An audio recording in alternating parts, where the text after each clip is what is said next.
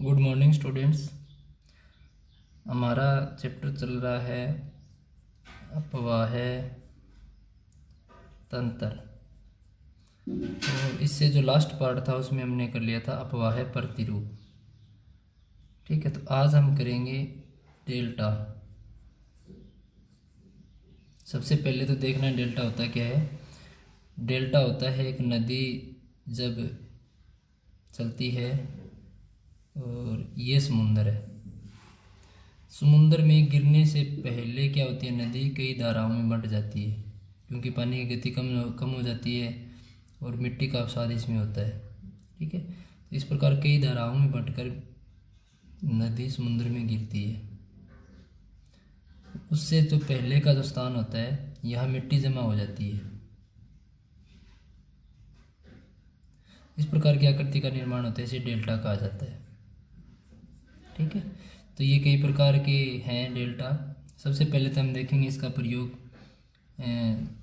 Delta शब्द का प्रयोग। डेल्टा शब्द का प्रयोग सर्वप्रथम डेल्टा शब्द का प्रयोग सर्वप्रथम हेरोडोटस ने किया था। हेरोडोटस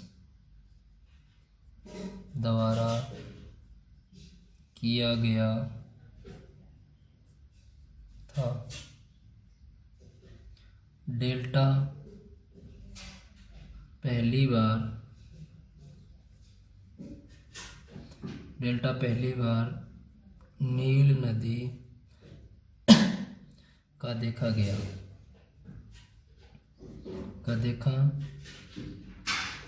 था।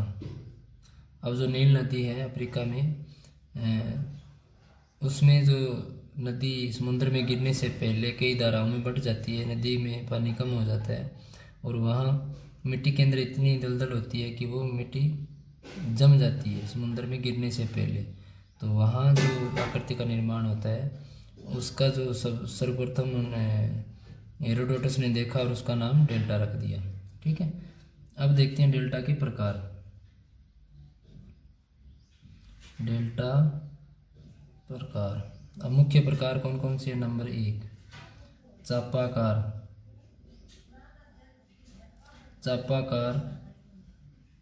डेल्टा। ठीक है, चापाकार डेल्टा है वो गंगा नदी चापाकार डेल्टा का निर्माण करती है। ब्रह्मपुत्र नदी है वो डेल्टा का निर्माण करती है। और नील नदी हमने पहले कर ही ली है, नील नदी है। इसके बाद में कृष्णा है भारत की, और कावेरी। ये नदियां हैं वो डेल्टा का निर्माण करती है। ये मुख्य नदियां हैं जो डेल्टा बनाती है। चापा का डेल्टा होता क्या है, किस प्रकार की आकृति होती है? ये नदी है, ये समुद्र है। ठीक है, नदी समुद्र में गिर रही है, उससे पहले क्या होता है, नदी कई धाराओं में बंट जाती है। इस प्रकार की आकृति का निर्माण करती है। ये बीच में मिट्टी वाला पार्ट है। ठीक है, ये दलदल जम गई यहाँ पर, तो इसे क्या कहते हैं? डेल्टा। ठीक है, चापाकार। तो इसे समुद्र में गिरने से पहले जो मिट्टी का जमा हुआ है और इस प्रकार की आकृति का निर्माण होता है, उसे डेल्टा की संज्ञा दी जाती है। नंबर दो होता है पक्षीपाद डेल्टा। इसमें क्या होता है, कौन कौन सी नदियां हैं? एक तो आपकी मिसिसिपी,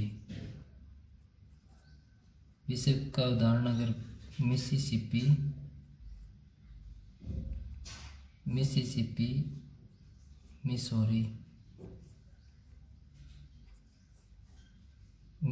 मिसौरी नदी। ठीक है, तो ये क्या करती है? पक्षीपाद डेल्टा का निर्माण करती है। अब वो किस प्रकार का होता है? ये नदी है, ये समुंदर है, ये तो होता है ढाल कम होने के कारण, ठीक है। नदी का जो तल होता है वो उसका ढाल कम होता है, जिसके कारण नदी मिट्टी का जमाव समुद्र से बाहर कर देती है। ये समुद्र की बाउंड्री, इसे बाहर कर दिया। इसमें क्या होता है, समुद्र के अंदर तक नदी क्या है, नालियाँ सी कर देती है, ठीक है। ये समुंदर है, समुंदर के अंदर नालियाँ सी बना देती है, यानी मिट्टी ढाल अधिक है, नदी का पानी तेज़ गति से आ रहा है और समुंदर के अंदर काफ़ी गहराई में काफ़ी दूर तक इस प्रकार समुंदर के तल से आगे तक मिट्टी का जमाव कर देती है और एक नालियाँ सी बना देती है। ये तो समुद्र के अंदर है, ये समुद्र के बाहर है, तो इसे कहते हैं पक्षी पाद डेल्टा। दोनों में अंतर क्या है, ये समुद्र से बाहर है, चापाकार है, और ये नदी के समुद्र के अंदर नदी है, वो तेज़ गति से पानी अपना गिराती है, तो मिट्टी का जमाव होता रहता है और पानी आगे चला जाता है। इस प्रकार नालियों के माध्यम से या छोटी छोटी पतली पतली ये धाराएँ होती है, ठीक है। तो इस प्रकार की आकृति वहाँ नजर आती है, इसे पक्षीपाद डेल्टा कहा जाता है। इसके बाद में है नंबर 3 सेंचुरी। सेंचुरी में क्या होता है, सेंचुरी डेल्टा में क्या होता है, या इसे बोला जाता है जवारनद मुख, जवारनद मुख डेल्टा। ये दोनों देखा जाए तो एक ही है, ठीक है। अब ये जो जवारनद और सेंचुरी है, ये कौन बनाता है, ये बनाता है पठार या भ्रंश, पठार या भ्रंश घाटी से बहने वाली नदियाँ, ठीक है। पठार या भ्रंश क्या होता है ये भी हम आगे देखेंगे, परंतु अब हमें क्या करना है, जवारनद मुख का समझना है। जवारनद मुख में क्या होता है, ये कोई पर्वत है और इस साइड भी कोई पर्वत है,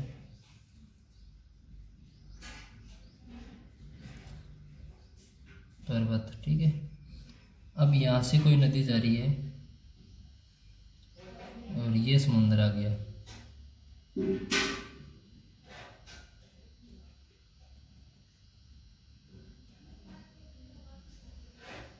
ठीक है, समुद्र। अब क्या होता है, पर्वतों से नदी निकलती है पठारी भाग से, तो थोड़ी सी पानी की गति अधिक होती है। पानी की गति अधिक होने के कारण नदी के अंदर जो अवसाद है, अवसाद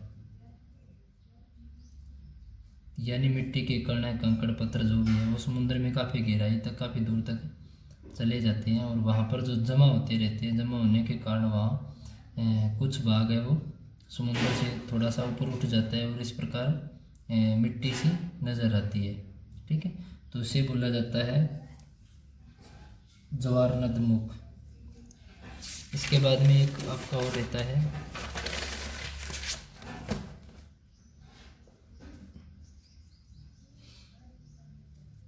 परित्यागित, नंबर 4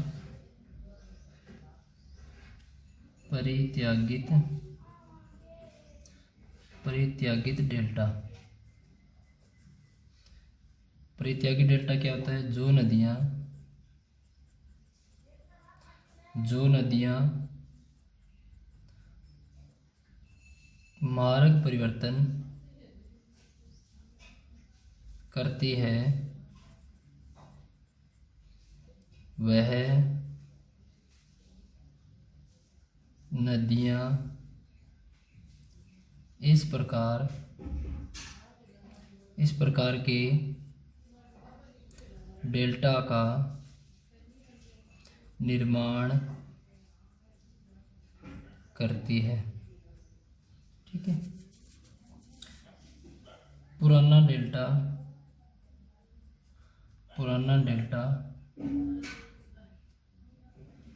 डेल्टा ही परित्यागित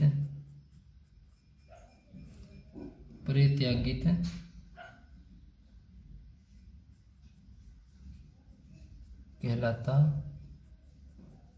है। ठीक है, अगर विश्व में बात करें, विश्व की हवांग हो या फिर पीली नदी, ये दो मुख्य नदियां हैं जो परित्यागी डेल्टा बनाने के लिए विश्व प्रसिद्ध है। परित्यागित होता क्या है? जो नदियां मार्ग परिवर्तन, मान लीजिए ये नदी है, ठीक है, बह रही है, जैसे इसमें वर्षा का पानी आया, ठीक है, बरसात के मौसम में, ये क्या करती है, यहाँ बहने की बजाय इस साइड में हो जाती है और समुद्र में अपना जल, ये समुद्र है, पहले एक नंबर यहाँ से समुद्र में जल गिरा रही थी तो यहाँ डेल्टा का निर्माण हो रहा था। ठीक है, अब ये नदी यहाँ न गिरा कर, क्योंकि यहाँ तो मिट्टी दलदल जमा हो गई, ठीक है, काफ़ी क्षेत्र में, तो ये क्या करती है, इस मिट्टी से ऊपर से जाने की बजाय ये अपना स्थान चेंज करके और समुद्र में यहाँ से गिर जाती है।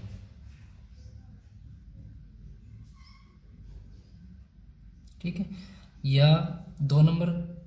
अब 3 नंबर फिर क्या है, फिर अगले वर्ष जब बरसात आती है, बरसात का मौसम में पानी इसमें बढ़ता है, नदी में पानी की गति जैसे तेज़ होती है या पानी की मात्रा अधिक होती है, बढ़ती है, तो ये इन दोनों को छोड़कर फिर यहाँ से जल अपना समुद्र में गिरा देती है, तो यहाँ पर भी डेल्टा का निर्माण होता है, यहाँ पर भी डेल्टा का निर्माण होता है।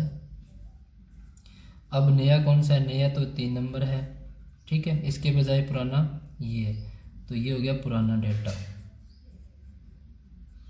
इसे ही बोला जाता है परित्यागी डेल्टा। परित्यागी मतलब त्याग कर दिया, नदी ने इस डेल्टा का निर्माण किया और अगले वर्ष जैसे ही इसमें पानी आया, वर्षा का पानी इसमें बढ़ गया, तो उसने अपना मार्ग चेंज कर लिया, अब इसे मार्ग चेंज कहेंगे। ठीक है, मार्ग परिवर्तन। तो ये जो पुराना डेल्टा रह गया, इसे परित्यागित का नाम दिया गया है। और विश्व में हांगहो और पीली नदी है, वो अपना मार्ग परिवर्तन करने के लिए जानी जाती है, क्योंकि जैसे इसमें पानी की गति बढ़ती है तो ये नदियाँ अपना रास्ता चेंज करके दूसरे रास्ते से समुद्र की ओर बढ़ती है और काफ़ी क्षेत्र में नुकसान भी पहुंचाती है, वहाँ बाढ़ आ जाती है।